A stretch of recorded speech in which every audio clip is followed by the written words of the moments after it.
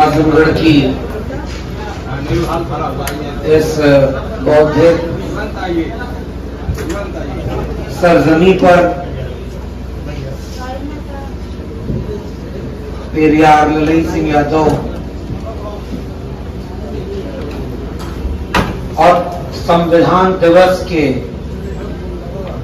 इस मौके पर आयोजित इस सम्मेलन में आए हुए आप सभी सम्मानित लोगों को मेरा क्रांतिकारी जय भीम, जय मंडल, जय संविधान है, इनकलाब जिंदाबाद।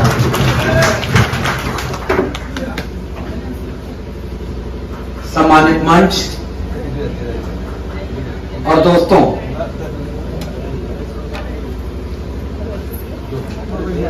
आज का दिन हम सब के लिए बहुत खास है। 26 नवंबर के दिन को संविधान दिवस के रूप में हम याद करते हैं और इससे ताकत लेते हैं, अपने इतिहास से जुड़ते हैं। तो ऐसे दिन पर कोई आयोजन हो और वो भी संविधान की चिंता के साथ साथ एक मौका और जुड़ जाए कि पेरियार ललई सिंह यादव की जो ग्रंथावली है, पूरी समग्र रचनावली, उस पर भी बात हो। तो ऐसे संयोग बहुत दुर्लभ होते हैं। सबसे पहले मैं उस लंबी वैचारिक क्रांतिकारी बौद्धिक परंपरा जो इस जिले की रही है, उसको याद करते हुए इसी जिले के शोधार्थी धर्मवीर गगन को बहुत सारी बधाई देता हूं कि उन्होंने एक क्रांतिकारी काम किया है और उत्तर भारत में पेरियार ललई सिंह यादव को फिर से बहस में ला खड़ा किया है।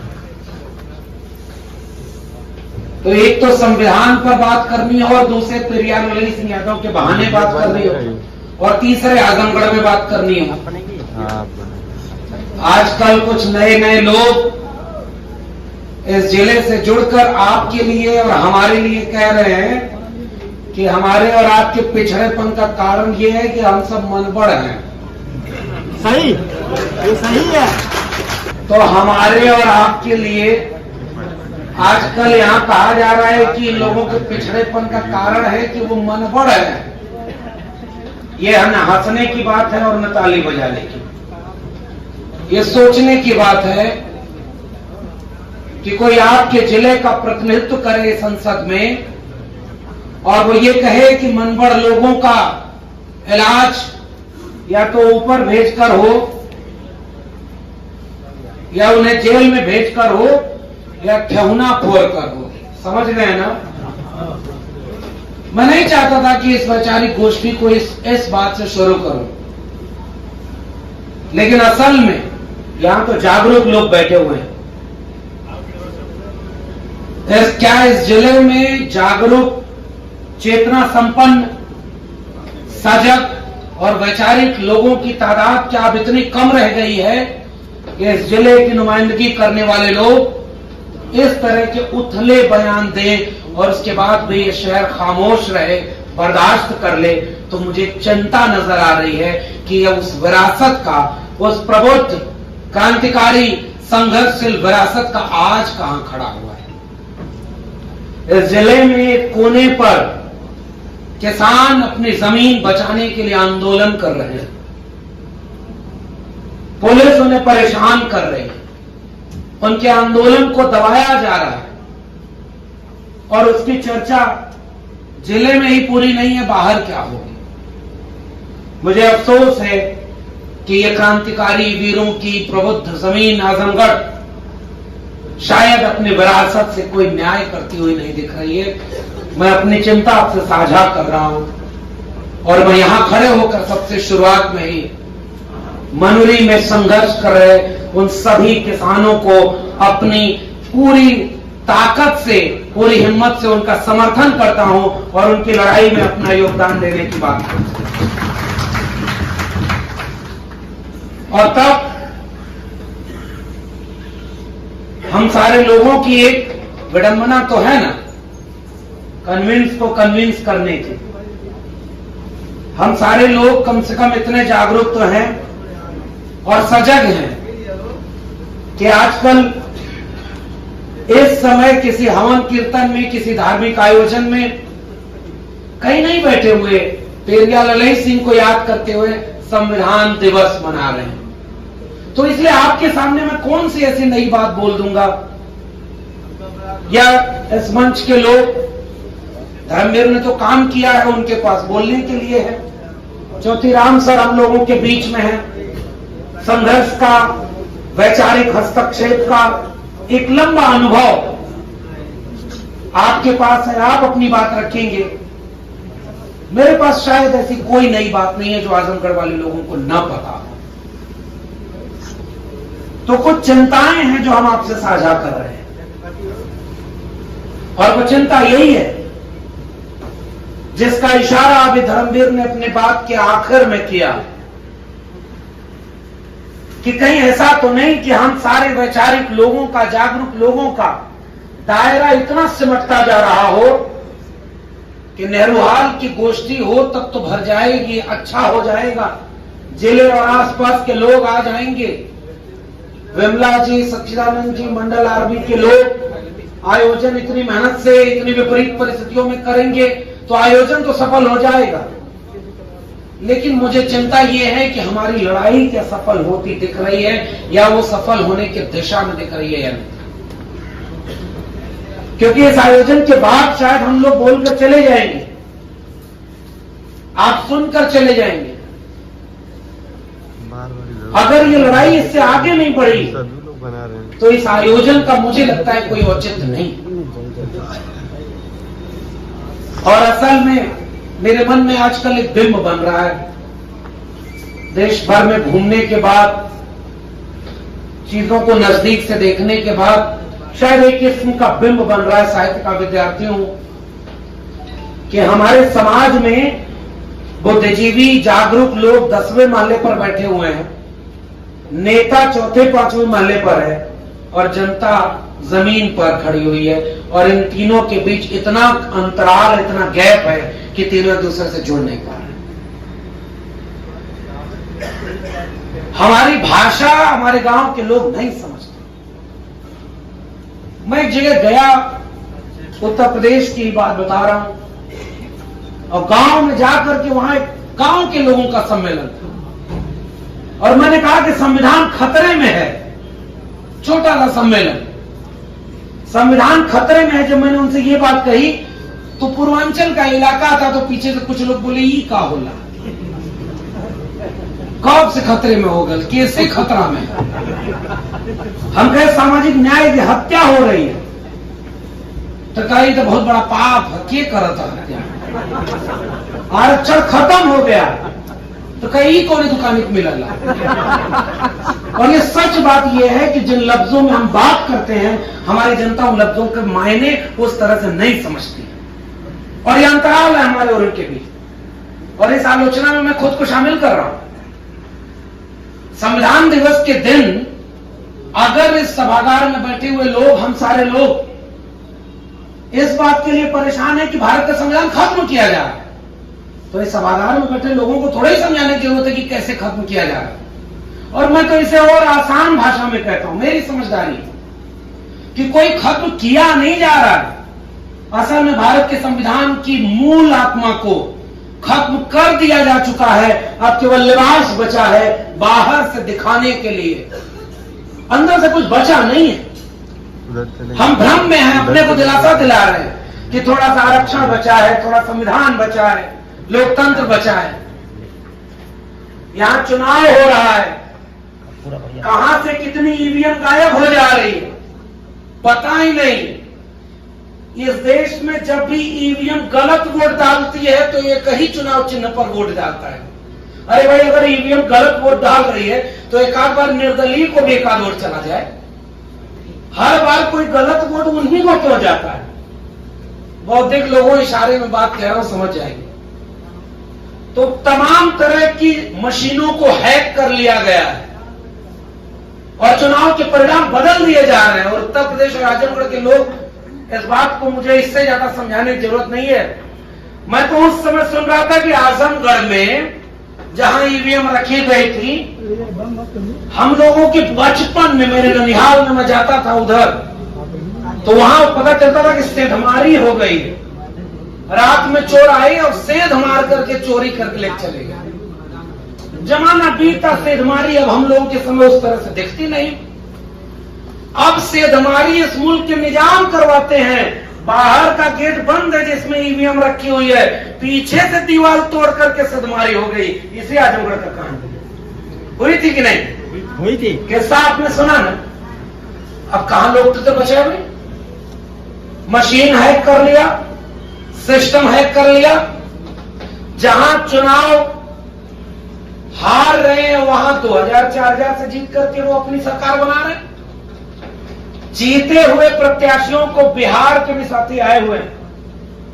बिहार में घोषणा कर दी गई आप जीत गए हैं, थोड़ी देर बाद लाइट जाती है, जैसे अभी लाइट गई थी ना, लाइट जाती है तो उतने में खेल हो गया, पता चला आप 200 वोट से हार गए।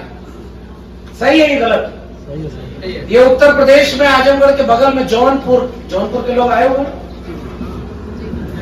और जौनपुर में एक प्रत्याशी के साथ इसी चुनाव में यही हुआ। कहां है लोकतंत्र, कहां भारत का संविधान, और कितना बचा है? और उसके बाद मशीन हैक से ज्यादा गंभीर सवाल संविधान दिवस के दिन मुझे लगता है कि इस पर बात होनी चाहिए कि लोगों का दिमाग हैक कर लिया गया है और उन्हें पाखंडवाद और अंधविश्वास में फंसा करके पीढ़ी दर पीढ़ी को गुलाम बना दिया। तो जिनसे आपकी लड़ाई है वो एक मोर्चे पर काम नहीं कर रहे, वो कई मोर्चे पर काम कर रहे। हमारे लोगों की सरकार बनी तो अच्छा भी काम किया। यूपी बिहार में बहुत सारा बदलाव हुआ है। रथ यात्रा को रोकने वाले बिहार में ज्योतिराम सर बैठे हुए हैं, बहुत सम्मानित अग्रज। इन लोगों ने जो अप्रोच लिया हिंदी साहित्य में चीजों को देखने का, वो लोक का लिया, और इसीलिए इन्हें लोक धर्मी आलोचक कहा जाता है। हमारे यहां साहित्य में भी कई तरह के विमर्श है, विषयांतर नहीं करूंगा, लेकिन असल में जो सामाजिक न्याय की पूरी चेतना है वो लोक से जुड़ी हुई है।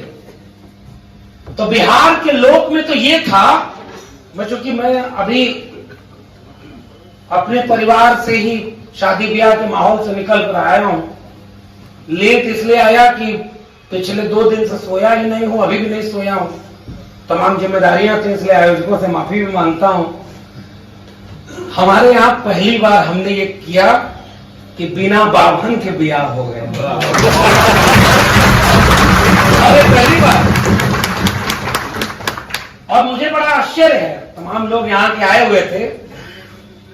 अच्छा, मैं भी घबराया हुआ था कि वहां वो विशिष्ट व्यक्ति नहीं होगा तो कैसे होगा, लेकिन इतना सोच लिया था कि वो नहीं होगा, बाकी जैसे भी होगा चल जाएगा। क्योंकि हमें व्यक्ति से नहीं लड़ना था, हमें तो उस विचार, उस अंधविश्वास, उस पखंड से लड़ना था। हमारी मां जो है बहुत घबराई। मेरे पिता तो इसी आजमगढ़ की जमीन के पुराने कम्युनिस्ट कॉमरेड, जिन्होंने अपने पिता के मरने पर मुंडन नहीं कराया तो गांव वाले कहते थे पगला गया। वो कहते थे कि ये क्लास स्ट्रगल है। कार्ल मार्क्स, भगत सिंह की बात करते थे। और वहां भी तो हम लोग कहीं के प्रधानी चुनाव के लोग ना लड़ नहीं जानते थे लोग, और वो उनकी बात करते हैं। मैं इस जमीन को इस तरह से देखता हूं कि तमाम संसाधनों के अभाव में भी इस जमीन ने राहुल सांकृत्यायन से लेकर प्रोफेसर तुलसीराम को पैदा किया, कैफी आजमी से लेकर के अल्लामा शबीर रहमानी तक के लोगों को पैदा किया, जिन्होंने शिक्षा, कलम और किताब से इस सरजमी पूर्वांचल के इस कोने को बौद्धिक और तार्किक रूप से हमेशा उर्वर रखा है। और हम लोग तो सही बताएं, भोजपुरी में 12वां जब से लोगों के पता चलने लगे हमारा घर आजमगढ़, आधा काम तो यही से हो जाए, ये इसकी छवि है आज।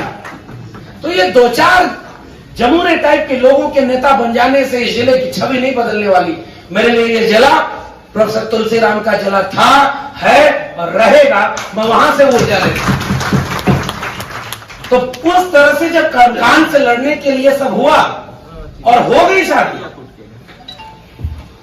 अब जैसे ही मैंने ये महसूस किया कि सब कुछ वैसे ही चल रहा है और हो गई, उसके बाद हमने घर वालों से भी पूछा, गांव वालों से भी पूछा, तो उन लोगों ने कहा कि अरे झूठे कुल 4 घंटा वही में झूमल करे ना, दक्षिणा पे दक्षिणा लेकर है ना, ये आधा घंटा में कुल कमवा नहीं पड़ेगा, इससे बढ़िया भी आता।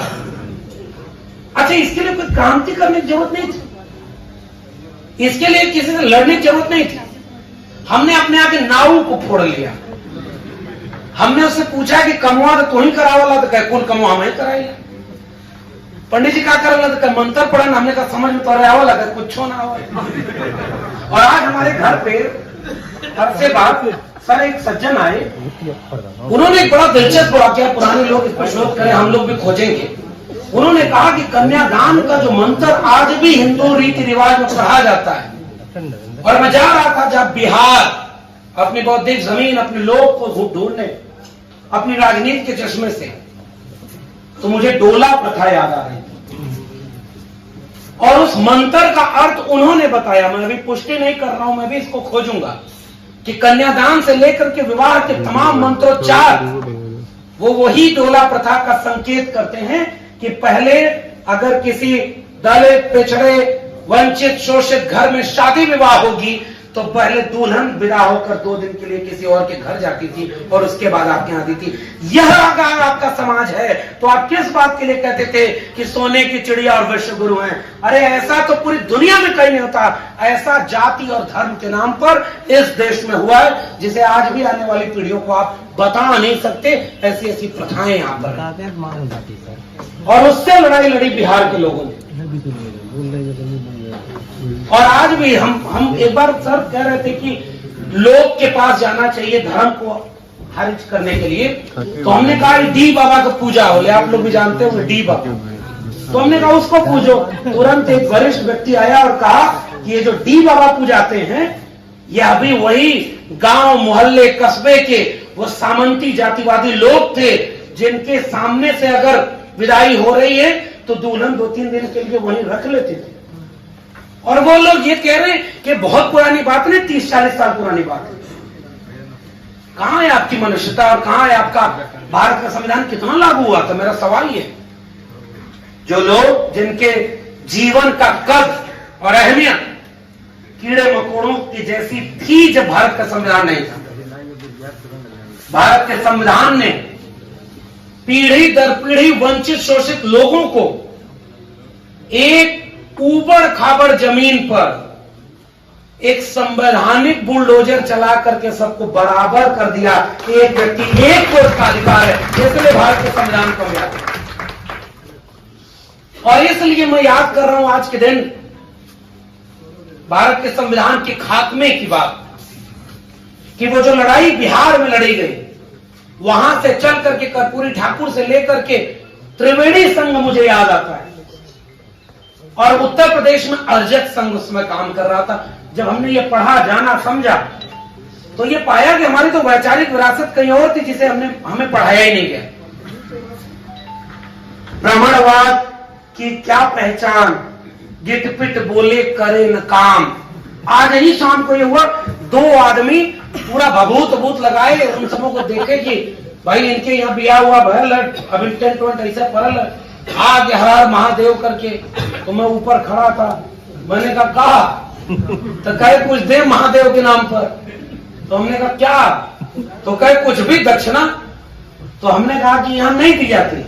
तो वो आदमी क्या बोला, मैं सब जानबूझ के इस बात को यहाँ कह रहा हूं। वो कह रहा है कि यदुवंशियों के घर में धर्म का अपमान। हमने कहा हाँ, कि आज आवे करके पेरियार ललई सिंह पे बात कर, तो हमें लगा कि यहाँ बात बोलनी चाहिए। तो हमने उससे पूछा कि भाई क्यों मांगते हो, क्या करिए हो ऐसा? तो कहे हम बाबा हैं। तो कहे मतलब? हमने कहा कौन सी डिग्री लिए हो? तो कहा डिग्री थोड़ा, हम सीधे ऊपर है उतर। हम लोगों की एक डिग्री, एक कागज अगर कम हो तो न नौकरी मिलेगी न एडमिशन मिलेगा। उनको बिना डिग्री के भी ब्रह्म का अवतार बना करके, भूदेव बना करके इस देश में पूजा गया। और वर्तमान हुक्मरान इस मुल्क के उसी पूजने और पुजाने की संस्कृति को बढ़ा रहे हैं। इसे मैं कह रहा हूं दिमाग को हैक करना। हमारे गाँव में 15 साल पहले 15 लोग सरकारी नौकरी बनाए, अब कांवड़ हुआ केहू न जाता है। 15 साल बाद सरकारी नौकरी वाले जीरो हो गए, वहां आधा गाँव कांवड़ हुए जाता है। ये विकास होगा और मुझे इस बात की चिंता है। और संविधान दिवस के दिन अगर हम यहाँ ये बात करने आए हैं कि संविधान खत्म नहीं हुआ, उसे बचा लेंगे, मैं एक नकारात्मक बात कर रहा हूं और ये बात कह रहा हूं कि संविधान खत्म हो चुका है। आने वाली पीढ़ी को बस जवाब आपको देना है कि जब खत्म हो रहा था तो आप क्या कर रहे थे। तो चुनाव की हालत आपके सामने है, फिर लोकतंत्र कहां बचा?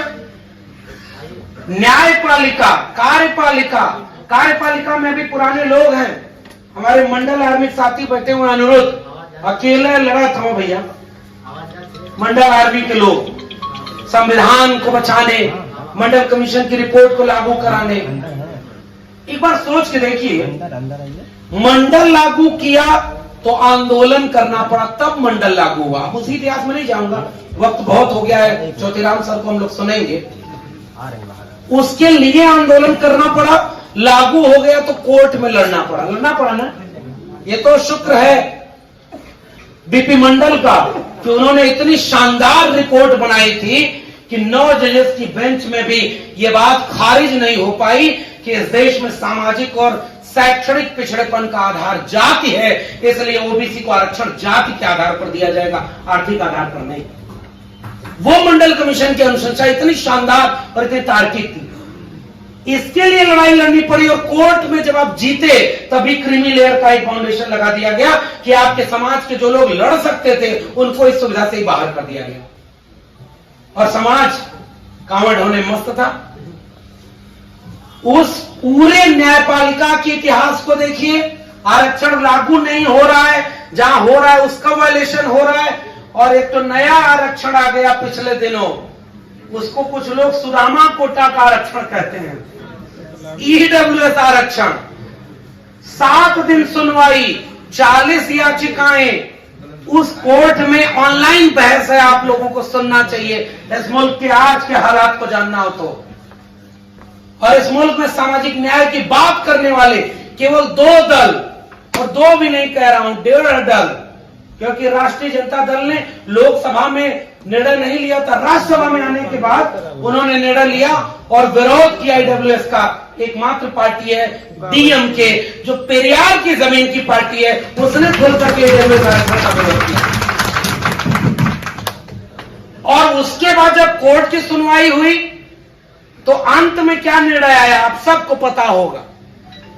3 और 2 से फैसला उनके पक्ष में गया। ये गलत बात है, 5-0 से फैसला उनके पक्ष में गया, क्योंकि बाकी 2 जज भी ईडब्ल्यूएस होना चाहिए इस पे सहमत है। उनका विरोध किस बात का था? जस्टिस रविंद्र और जस्टिस यूयू ललित, इनका आपत्ति इस बात पर केवल थी कि जो ईडब्ल्यूएस है, गरीब में एससी एसटी ओबीसी को भी शामिल किया जाए। अगर उन्हें शामिल नहीं कर रहे तो ये जातिवादी आरक्षण है और उस पर इस देश में कोई हलचल नहीं। तो न्यायपालिका कहां खड़ी है? आज आप प्रेस कॉन्फ्रेंस करिए कि भारत का संविधान खत्म हो चुका है। चीफ जस्टिस ऑफ इंडिया 4 लोग थे, उसमें से एक व्यक्ति कल को बना और उसे इतना कमजोर कर दिया गया कि आज वो राम मंदिर पर फैसला सुनाता है और कल जाके राज्यसभा में शपथ ले लेता है। फिर कहां से निष्पक्ष न्यायपालिका बची और कहां लोकतंत्र संविधान बचा? मीडिया की हालत आप जानते हैं, इसलिए उस पर कोई टिप्पणी नहीं करूंगा। मीडिया वाले सुबह 6 बजे से 8 बजे तक ज्योतिष बताते हैं, जो साइंस से चलती है टीवी, उस पर गौड़ागड़ी बताते हैं। मंगल ग्रह को पता ही नहीं कि उसके नाम पर यहां कितने लोगों के बियाह टूट जाते राहु केतु। और वही टीवी पर सुबह पाखंड और शाम को दंगा कराने की खबरें। तो न न्यायपालिका, न कार्यपालिका, न जो है चुनाव प्रक्रिया, चुनाव आयोग, न मीडिया, अगर इन सब की हालत ये है तो भारत का संविधान कहां बचा? तो ये मेरी चिंता है। शायद आप मेरी बात से सहमत नहीं होंगे, आप कहेंगे कि भारत का संविधान बचा है और इतने सारे लोग इस मौजूदा निजाम के खिलाफ बोल रहे हैं, खुल करके बोल रहे हैं। बुलडोजर और जेल जाने से डरे बिना बोल रहे हैं, तो संविधान तो बचा है। जी हाँ, इतना बचा है कि अभी बोल ले रहे हैं, और 1-1.5 साल बाद निर्णय आपके हाथ में है कि यह अभी नहीं बचेगा। आप हो, जिंदा हो, इसी को शुक्र मनाइए कि भारत का संविधान बचा है। आपकी बोलने की आजादी छीन ली जाएगी और तब भी आपको कहा जाएगा कि भारत का संविधान तो है। इंदिरा गांधी होती तो पछताती कि हमने घोषित आपातकाल क्यों इस देश में लगा दिया। बिना घोषित आपातकाल के भी इस देश को हर तरह से आपातकाल में झोंक दिया गया। तो साथियों, मेरा दूसरी और आखिरी बात केवल इस बात पर है कि जब संविधान की हालत यह है, लोकतंत्र की हालत यह है, तो उस समय हमें उम्मीद की रोशनी कहां से आती है? हमें आपस में रोशनी नहीं आती। माफ कीजिएगा, हम ओबीसी भी एक नहीं हो पाए, बहुजन एका का तो एक ख्वाब देखते हैं। सच बताइए, आपके यहां जातियों में बांट करके जाति को जाति से नहीं लड़ाया जा रहा, ओबीसी को ओबीसी से नहीं लड़ाया जा रहा। ओबीसी का सारा हक इन्होंने छीन लिया, दलितों का सारा हक इन्होंने छीन लिया। ये दुश्मन है, जो आपके साथी थे उन्हें आपका दुश्मन बना के पेश कर दिया गया। तो मुझे उम्मीद की रोशनी इधर से कम नजर आ रही है। मुझे इस स्याह रात में, स्याह रात नाम लेती नहीं ढलने का, यही तो वक्त है सूरज तेरे निकलने का। पेरियार लई सिंह की ग्रंथावली ऐसे वक्त में एक सूरज के निकलने की तरह मुझे रोशनी देती हुई नजर आ रही है। इसलिए मैं इस आयोजन में आपके गौरवान्वित करता हूं। और ये आखिरी अंतिम बात, उसके बाद हम लोग चौथीराम सर को सुनेंगे कि ये जो वैचारिक काम हुआ है, ये वैचारिक काम हमें दिशा दिखाने के लिए हो। और ये बात सच है, पेरियार लई सिंह बनना बहुत मुश्किल है, असंभव नहीं है। पेरियार लई सिंह तो कबीरा खड़ा बाजार में लिए लुकाती हाथ, जो घर जा रो अपना चले हमारे साथ। वो घर फूंक तमाशा देखने की हिम्मत इस देश ने कोई दूसरा कबीर तो नहीं पैदा किया ना। कबीर कोई विधानसभा का चुनाव नहीं लड़े, कोई राष्ट्रीय अध्यक्ष नहीं रहे, कोई पूर्व मुख्यमंत्री नहीं रहे, पढ़ाई लिखाई भी नहीं की थी। एक किस्सा है, भक्ति आंदोलन पे सर का काम है संत काव्य पर, मैं वहां से एक रेफरेंस ले रहा हूं कि एक व्यक्ति सारे शास्त्रार्थ में पंडित पुरोहितों को हरा दिया, तो अपनी मां से बोला कि सबसे बड़ा विद्वान तो मैं हूं, और मां कबीर को मानती थी। उसने कहा कि जाके जिस दिन कबीर को हरा दोगे उस दिन मैं मानूंगी कि तुम बहुत काबिल हो। वो सारा वेद पुराण एक बैल पर लाद करके चल दिया कबीर के घर शास्त्रार्थ करने। और किस्से में ये मिलता है कि जब वहां पहुंचता है तो वहां कबीर की संतान मिलती है। तो वो पूछती है कि भाई क्या बात है? तो कहा कबीर से मिलना है। तो कहा ये क्या है? तो कहा कबीर से शास्त्रार्थ करने आया हूं कि सारा वेद पुराण सब बैल पर लाद करके। तो वो दोहा वो मुझे इशारा लगता है कि जन कबीर का शिखर घर बाट सलेली गैल, यानी उस कबीर का घर तो वैसे शिखर पर है जिसकी राह इतनी रपटीली है, पांव न टीके पिपील का, चींटी का पैर तो टिक नहीं सकता। पंडित लाते बैल, ये बैल लाद करके आप उससे शास्त्रार्थ करने जा रहे हैं। मगर इस देश की परंपरा में हम और आप डर जाते हैं साहब कि हम कोई गलत काम कर रहे हैं। जय भीम जय मंडल का नारा लगाने में हिचक जाते हैं। सामाजिक न्याय की लड़ाई लड़ते हुए हमारी आवाज दब जाती है और एक व्यक्ति आपके मोहल्ले, आपके चौराहे पर खड़े होकर के कहता है, और मुझे फिर ज्योतिबा फुले याद आ रहे हैं। अब आजमगढ़ में है तो चुटकुला तो सुनाई दे। नाम है रचना का तृतीय रत्न। और आदमी गया और कहा कि पंडित जी बहुत जीवन में कष्ट है। तो उसने कहा कि आपका शनि ठीक जगह पर नहीं है। कहा कैसे ठीक होगा? तो कहा हवन करा दीजिए। कहा कितना खर्चा आएगा? कहा 1 लाख खर्चा आएगा। कहा इतना पैसा ना हो मेरे।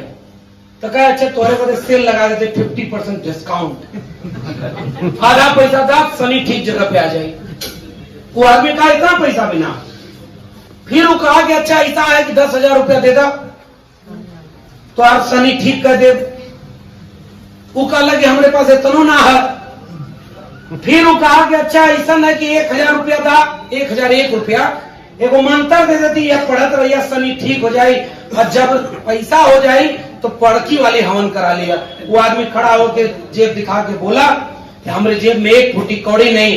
पंडित नाराज होते हुए खड़ा होकर बोला, जब तेरी जेब में एक फूटी कौड़ी नहीं तो जा बेटा, शनि तेरा कुछ नहीं बिगाड़ सकता। और ये बात कौन लिखा है? ज्योतिबा फूले। किताब का नाम क्या है? तृतीय रत्न। हमारे पुरखों ने इस पोंगा पंडित और पाखंडवाद की सदियों से धज्जी उड़ाई है। हम कमजोर लोग हैं जो अपने पुरखों को भी क्लेम नहीं कर पाते, इसलिए हमारी आज ऐसी हालत है। और इसलिए इस वैचारिक कार्यक्रम को मैं ऐतिहासिक कार्यक्रम मान रहा। घर घर ले चलिए। मुझसे एक व्यक्ति फोन किए कि बिहार में आपको बुलाना है, आप तो छाए हुए। हमने कहा कोई छाए हुए नहीं है, हम तो छाए हुए हैं अम्बेडकर, बिरसा, फूले और पेरियार से। हम तो उन्हीं की बात करते हैं। हमारे पास हमारा क्या? मेरा मुझ में कुछ नहीं, जो कुछ है सो तेरा, और तेरा तुझको सौंपते क्या लागे है मेरा। हम तो वैचारिक जमीन की एक कड़ी मात्र है, और मुझे वैचारिक जमीन पेरियार लई सिंह से नजर आती है। और यह आखिरी अंतिम बात कि वक्त कितना भी बुरा, हमें रोशनी जो मिलती है वो विचार से मिलती है, और विचार की श्रृंखला किताबों और कलम से मिले। सियासत में बैठे राजनेताओं को आपने दो लोगों को सर पर चढ़ाया, बहुजन समाज के लोगों, एक को नेता को और दूसरा अधिकारी को। आप खोज कर देखिएगा, आपके जिले का कोई सामाजिक कार्यकर्ता, कोई सोशल एक्टिविस्ट अपने घर का खर्चा चलाने में फेल हो गया होगा, और उसकी क्रांति उसके दहलीज पर जाकर दम तोड़ दी होगी, और समाज उसके पास कभी नहीं गया होगा। और एक व्यक्ति कोई आईएएस बन जाए, कोई पीसीएस बन जाए, कोई नेता विधायक प्रधान बन जाए, उसके पीछे लोग पूरा रेला लगा देते हैं। हमने अपने लड़ने वालों को तो कोई न्याय ही नहीं दिया, और उसके बाद हम परेशान होते हैं कि हमारा समाज बदलत ना है। हमने अपने जमीन को बेचा है तो खरीदने वाला तो उससे व्यापार ही करेगा। बिरसा, फूले, अम्बेडकर, पेरियार, ललई सिंह, जगदेव बाबू, रामस्वरूप वर्मा, इन सारे लोगों ने जमीन को नहीं बेचा, वैचारिक लड़ाई लड़ी। और आखिरी बात, उस वैचारिक लड़ाई को आज कैसे लड़ सकते हैं? ओबीसी को जिस दिन घर में समझाने जाएंगे, हो सकता है आप मेरी बात से सहमत ना हो, मैं अपनी बात साझा कर रहा हूं। ओबीसी को जाके कहिए कि आप शूद्र हो, वो तो वहीं दौरा ले मारे बंदा। लाठी हमारे पास, जमीन हमारे पास, खेती किसानी हमारे पास, 4 फॉर्च्यूनर हमारे पास, हम के कहते शूद्र नहीं मानेंगे। जब यह बात आई मेरे सामने तो मैंने एक रास्ता देखा कि ज्योतिबा फूले साहब ने कहा कि जो शूद्र है यह परंपरा तो आर्यों के आने के बाद बदली है, और यहाँ के लोग जो खत्रप छत्रप छत्री बना है वो तो खेत से बना है। तो इस मुल्क के किसान, कामगार, कमेरा जातियां कोई शूद्र वूद्र नहीं थी। जब आर्यों का आक्रमण हुआ, उनके सामने जो झुक गए, बिक गए, उनका उपनयन संस्कार करके उन्होंने द्विज बना लिया, और बाकी सबको शूद्र में ढकेल दिया है। हमारे पुरखे, अगर महात्मा बुद्ध के विचारों को दुनिया में फैलाने वाले सम्राट अशोक एक चक्रवर्ती राजा हैं, तो वो शूद्र कहते हैं। पाल प्रतिहार गुर्जर वंश हमारा, यदुवंश का वंश हमारा, तमाम गोंडवाना लैंड आदिवासियों का, तमाम देश में ऐसे राजा हुए जो आज एससी कम्युनिटी में आते हैं। तो एससी, एसटी, ओबीसी ये तो शासक जातियां रही हैं, ये कभी गुलाम नहीं रही। और ये पिछले दिनों पाखंडवाद, अंधविश्वास, जातिवाद और सामंतवाद ने उन्हें गुलाम बनाया।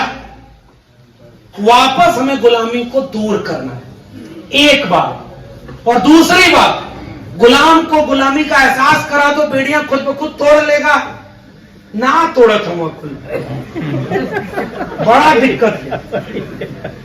बाहरवा तोड़ा तो घरवा ना तोड़ा,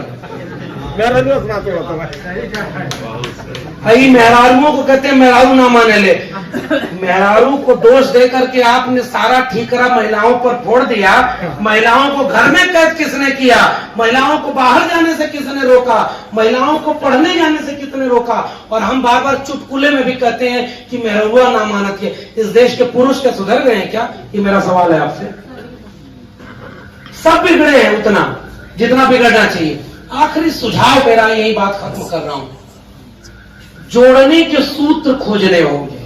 मसलन ओबीसी में जिस दिन आप ये कहने लगेंगे अहिर कुर्मी कोयरी इनके खिलाफ इस देश में माहौल बनाया गया, भाई आप सबसे ज्यादा शोषक हो। कुम्हार, लोहार, बढ़ई, नाई, निषाद, मल्ला, प्रजापति, कश्यप, निषाद, इन लोगों के थोड़ा बहुत तो सही मानता भी हूं, जिम्मेदारी ज्यादा जिसकी थी, जिसके पास खेत ज्यादा था, जिसकी संख्या ज्यादा थी, उसकी जिम्मेदारी भी ज्यादा थी।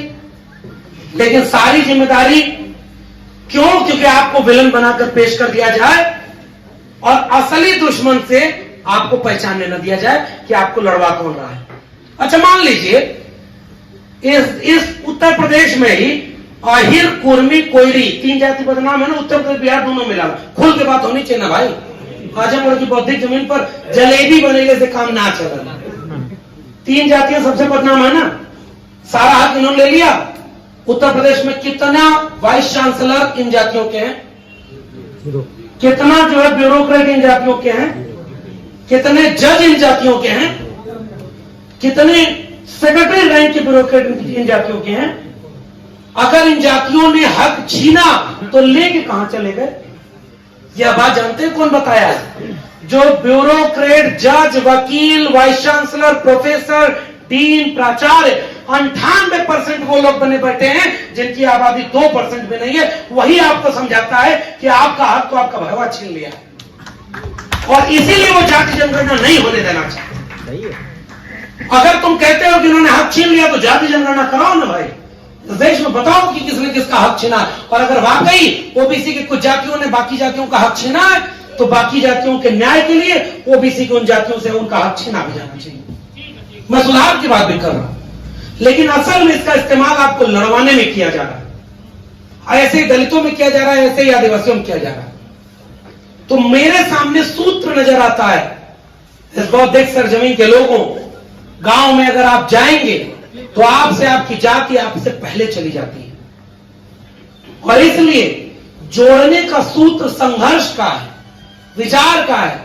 और वह विचार आज एक सवाल पैदा करेगा कि संविधान लागू होने के 75 साल बाद इस देश की सरकारी नौकरियों में 2% से ज्यादा ग्रेड ए में कोई ओबीसी क्यों नहीं पहुंचा? 9 इस देश की सेंट्रल यूनिवर्सिटी 48 है, उसमें केवल 9 प्रोफेसर ओबीसी के क्यों हैं? मैं दिल्ली विश्वविद्यालय से आता हूं, गगन ने वहीं से शोध किया है, सर बीएचयू से हैं, कंचना जेएनयू से पढ़ रही, तमाम विश्वविद्यालयों के लोग हैं। चल के देखिए उन विश्वविद्यालयों में रिजर्वेशन नहीं था तो मुखर से जाते ब्राह्मणों, बाहुर, नाम क्षत्रिय, सब वही लोग बैठे हुए थे। चौथीराम सर जिस जमाने में संघर्ष करके बीएचयू में लड़ रहे थे, मैं चाहूंगा कि सर कभी उस किस्से को भी लिखें कि जब 2-4 दीपक अकेले जलते हैं तो आधियों से लड़ने का संघर्ष कितना मजबूत रहा होगा, जिनकी वजह से थोड़ी बहुत रोशनी हम जैसे लोगों को भी मिल रही। और आज तो इतने लोग, प्रोफेसर नहीं है, वाइस चांसलर नहीं है, डॉक्टर नहीं, इंजीनियर नहीं, जज नहीं, वकील नहीं, जमीन पर मालिकाना हक नहीं, ठेका है। उत्तर प्रदेश में तो सुन रहा हूं कि सारा ठेका गुजरात के व्यापारियों को दिया जा रहा है और इसको प्रदेश को बेच करके वहां से अपने दोस्त को दूसरा अमीर आदमी, कुछ दिनों पहला अमीर आदमी भी बन जाएगा। उसके बाद फिर एक दिन भाषण होगा रात को 8 बजे, मेरा क्या है, हम तो फकीर आदमी है जी, झोला लेके चल पड़ेंगे, हमारा और आपका क्या होगा। इसलिए आखिरी सूत्र, आखिरी वाक्य मेरा यह है कि जो जोड़ने का सूत्र है बहुजनों को, 90% कमेरा लोगों को, वो ये कि हमारा हक किस नाम पर छीना गया। कुम्हार, लोहार, बढ़ई, नाई, मोची, निषाद, मल्ला, प्रजापति, कश्यप, निषाद, तमाम वाल्मीकि, पासी, खटीक, इन सारी जातियों के कमेरा लोगों का हक जाति के नाम पर छीना गया और इनके वाइस चांसलर जाति के नाम पर नहीं है, प्रोफेसर जाति के नाम पर नहीं है, जज, वकील, इंजीनियर, डॉक्टर, ठेकेदारी में उनका हिस्सा, जमीन का मालिकाना हक, ये इनके पास नहीं है। मुझे यहीं से लड़ाई की एक दिशा नजर आ रही है। तो रोशनी पेरियालई सिंह जैसे लोग देंगे, ईवी रामास्वामी नायकर देंगे, लोहिया कांशीराम देंगे, भीमराव अंबेडकर और फूले शाहू देंगे और वर्तमान के सवालों पर हम पर्चा निकाले, गांव गांव चले, उनसे पूछें कि नीलाम होते विश्वविद्यालयों के बाद क्या आरक्षण बचा? इस देश के सरकारी संपत्तियों के बिकने के बाद कोई आरक्षण, कोई सामाजिक न्याय बचा है? इस देश में सारे संवैधानिक संस्थाओं की तबाही के बाद क्या कोई संविधान बचा है? और अगर आसान भाषा में वो पर्चा देवारा के पिछड़े इलाके से लेकर के इधर सराय मीर अंबारी से होते हुए दूर दराज के गांव में जिस दिन नहीं गया, माफ करिए, नेहरू हाल की क्रांति इसी कचहरी तक जाते आते दम तोड़ देगी। अगर गांव हम नहीं गए तो हमारे लोगों को हम समझा नहीं पाएंगे, और मंडल का लड़ाई, पेरियार की लड़ाई, संविधान की लड़ाई हम खो देंगे, जिसका लाभ हमें मिला है। मैं उम्मीद करता हूं कि आजमगढ़ स्याह अंधेरे वक्त में एक रोशनी दिखाएगा और ये आकर कहेगा कि हाँ, थोड़े मनबड़ हम हैं। जब सब झुक जाते हैं तो रीढ़ पर तन करके संविधान और सामाजिक न्याय बचाने की लड़ाई आजमगढ़ की सरजमी से लड़ी जाएगी, पूर्वांचल की सरजमी से लड़ी जाएगी। आप सभी ने मुझे सुना, बहुत बहुत धन्यवाद। जय भीम, जय मंडल, संविधान जिंदाबाद, उल गुलाम जिंदाबाद, इंकलाब जिंदाबाद।